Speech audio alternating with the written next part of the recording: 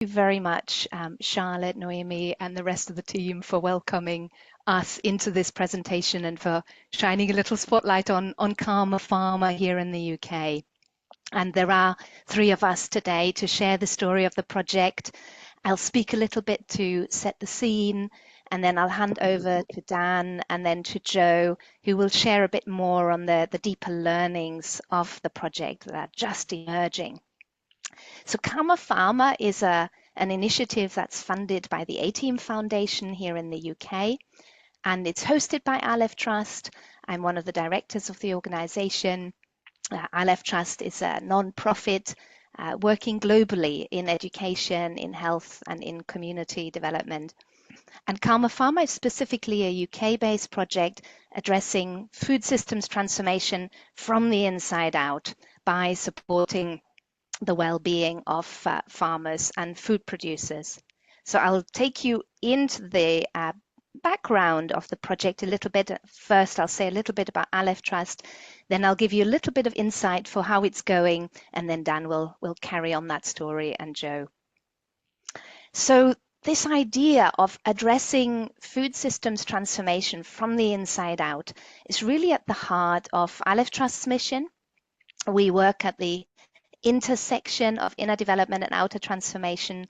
We believe that shifts in human consciousness are key to planetary flourishing.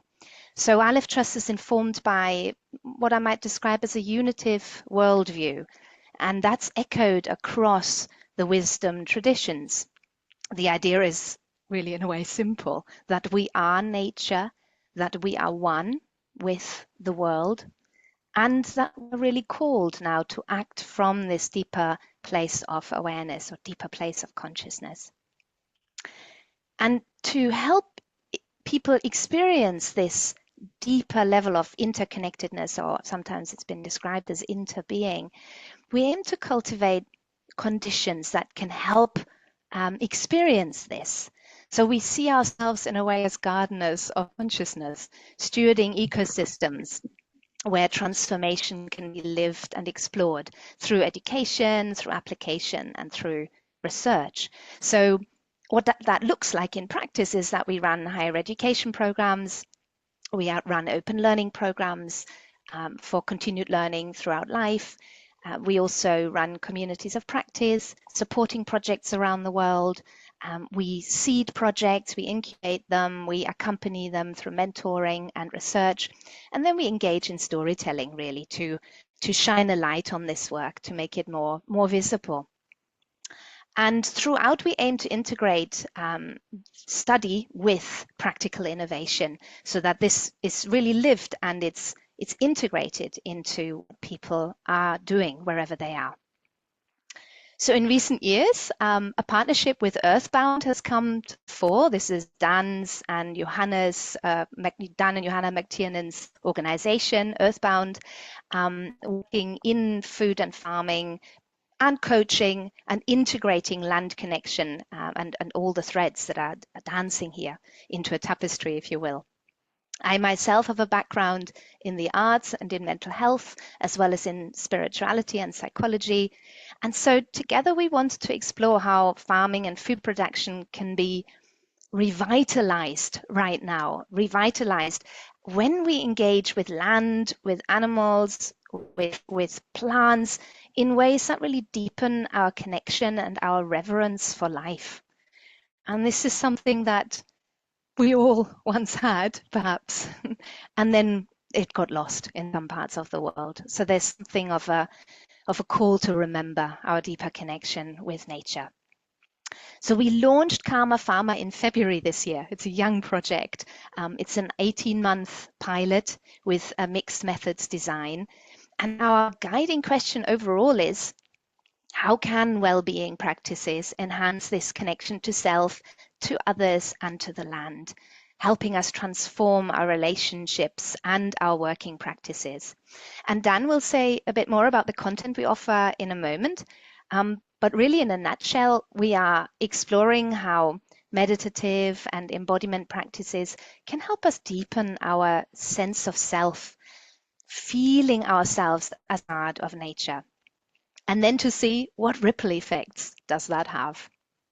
So phase one has just been completed. It involved a 10-week online course with 89 participants, many of whom were actually women and under 50, which is unusual for UK farming, where men over 55 dominate. So it was kind of heartening to see the women and the younger generations engage. But of course, we also want to reach the broader farming group, as it were. So there is a little bit of outreach work for us still to be done there. We've completed phase one and we've now moved into phase two, and that involves a 7-month cooperative inquiry. It's a form of collaborative action research, which includes 18 people, so a much smaller group, including the researchers, and we're exploring together how these embodiment and meditative practices can be integrated and sustained in daily life, as you know, out on the farms, out on the field. So I'm going to move the slide forward here. I'm going to jump into the results of the first phase, and I'm going to let Dan tell us more about the content in a moment. But yes, in a few words, the outcomes of phase one really demonstrated improvements already within a fairly short space of time. We're talking within 10 weeks and even less in part. Improvements in well-being, embodiment, and presence. You can see that we used a number of tools to measure well-being, embodiment, and presence. You have them on screen here.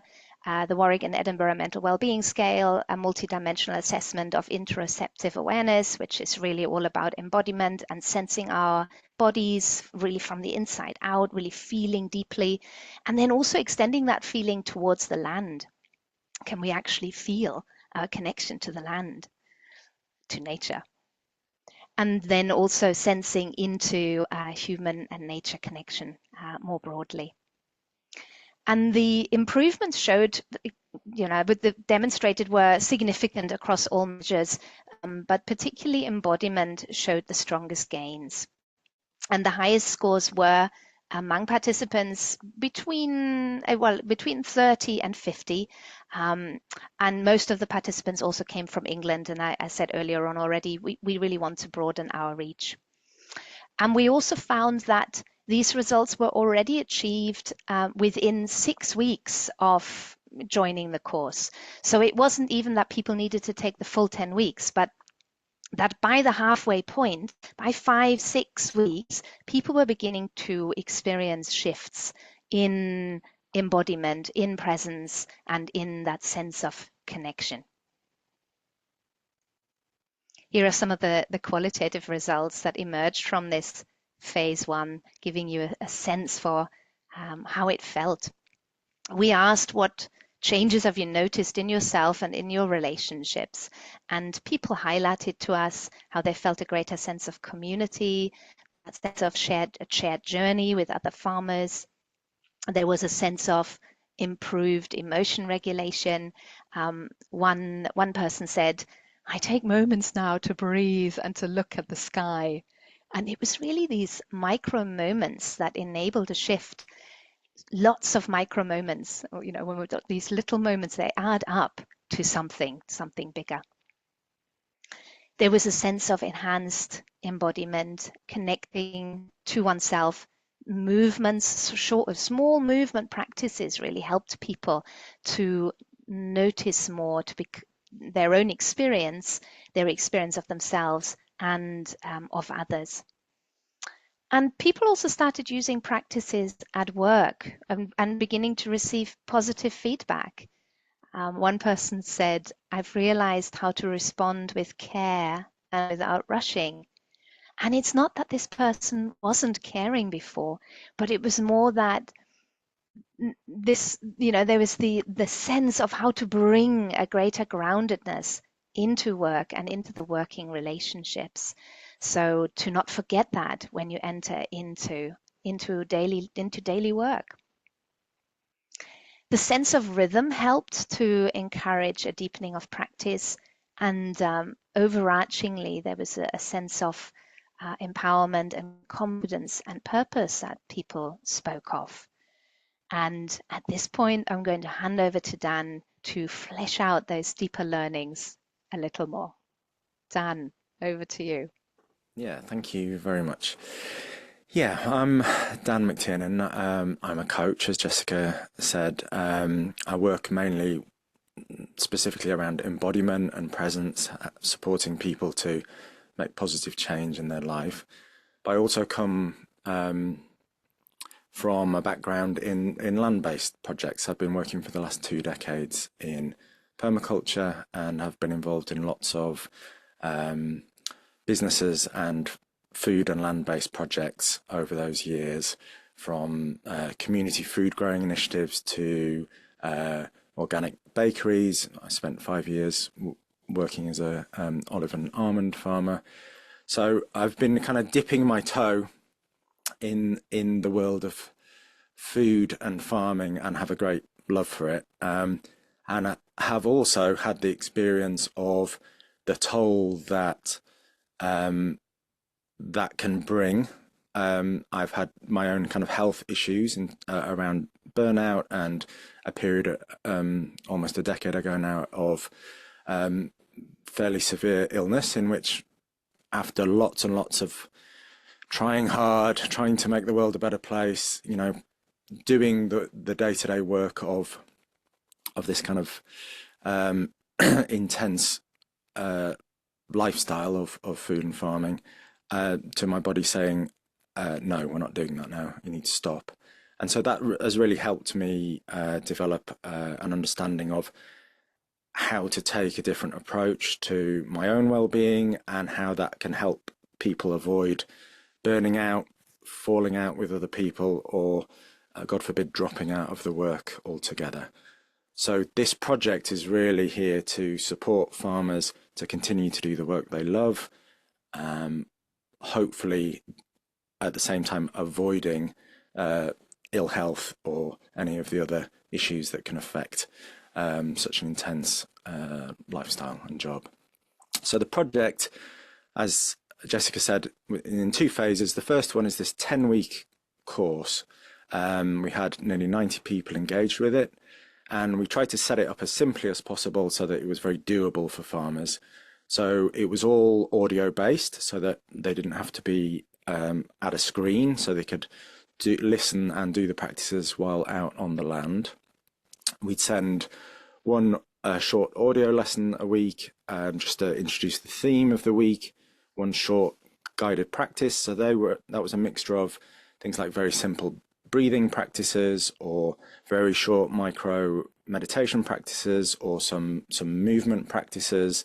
So a kind of mixture of things that hopefully would appeal to different types of people. And then a reflective question every week. So this was an opportunity to bring a bit more awareness into what was going on in their lives, and also what was going on in relation to this course. You know, what were they noticing? What were they gaining? What was working? What wasn't working? Could you move on to the next slide, Jessica? Yeah, and out of that, what really surfaced as 3 fairly universal themes was the relentlessness of the to-do list. Feelings of isolation or loneliness or separateness from others.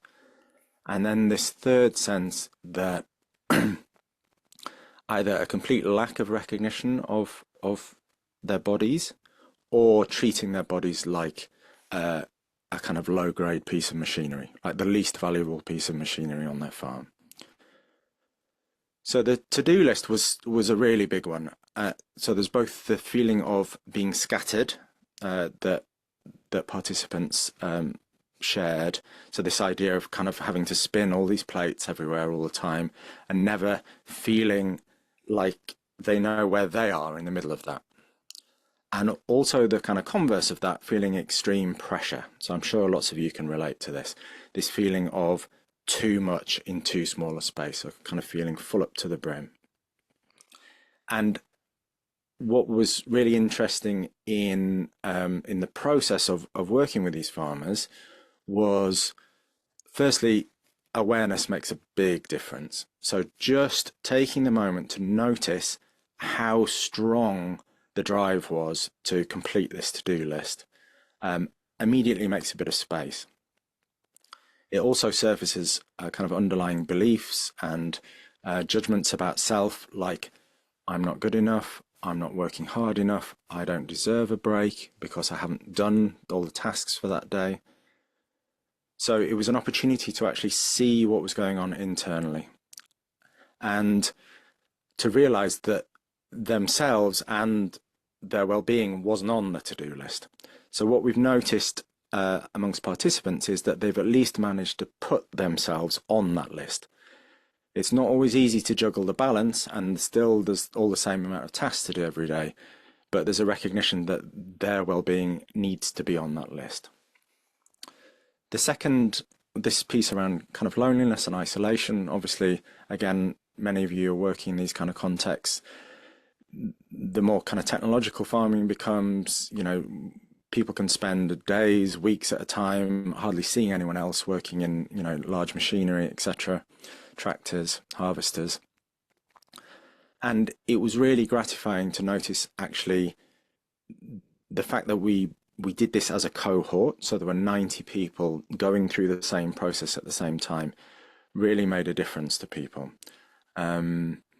We also added to the audio course, we had a live forum space so people could message each other and ask questions, share experiences, and we had 3 live Zoom sessions so people could see each other face to face. And for example, several people noted that even when they were too busy to do their practice that week, they just didn't have time to spend a few minutes doing their practice. Just receiving the email and knowing that other people were engaged in this at the same time and seeing notifications of other people sharing messages on the forum made a difference. It was its own medicine already. And actually, someone pointed out that they realized they were in a community that actually understood what was going on, shared many of the same concerns, were engaging in the effort to actually try and improve the situation, and that cared about each other. So that was lovely to experience. And then this last piece, that we don't even recognize the body as like, either we don't have body awareness, or we think of the body as just this kind of mechanical object. So recently in one of our sessions, a dairy farmer noted that he was sat with a group of other dairy farmers, and it suddenly occurred to him that between them, they'd spent hundreds of thousands of pounds on equipment, on feed, on medicine for livestock, on infrastructure, and nothing on themselves. And he recognized in that moment that, wow, I just treat my body like the least valuable piece of equipment on the farm. So when it's, you know, when it runs out of fuel, put a bit of fuel in, something breaks, we'll kind of patch it up as quickly as possible, get it going.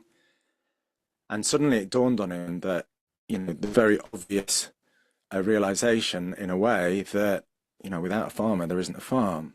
So that shift from being the least valuable resource on the farm to maybe even being the most valuable resource on the farm, and that we need to take care of our body, has been a real interesting journey. So rather than me talking any more about this, I'd like to introduce one of our farmers. So if you could move on to the next slide. So Joe has been with us for both phases. And so we've been working together for, what is it, I don't know, 7-8 months now, something like that.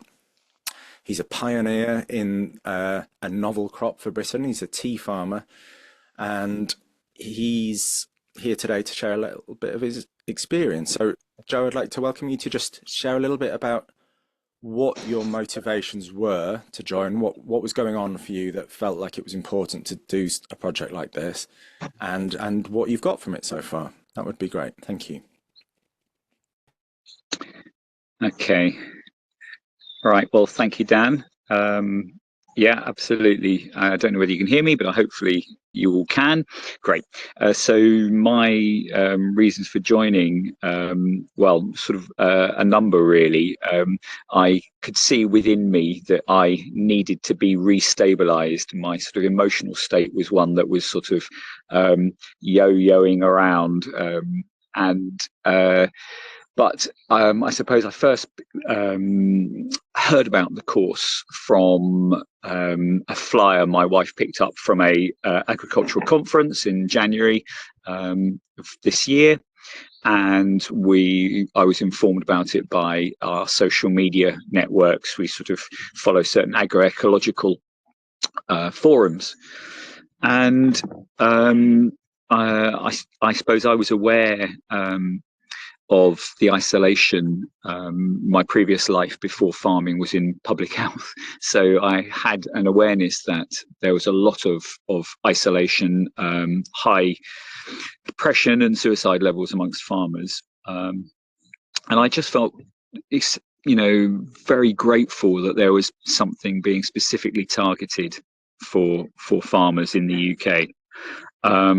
It was free, which is helpful, because going back to what Dan was saying, I was happy to spend money on equipment, but there's no way I'm going to spend any money on myself. I clearly have not really valued myself very much. So when somebody is offering a well-prepared package and a gift, it's rude not to accept it. And so I did that because I was actually trying to value myself a little bit. So I gave myself permission to attend, and I very quickly realized that whilst I'm working in nature, I felt very, very detached from it. I felt quite disembodied, and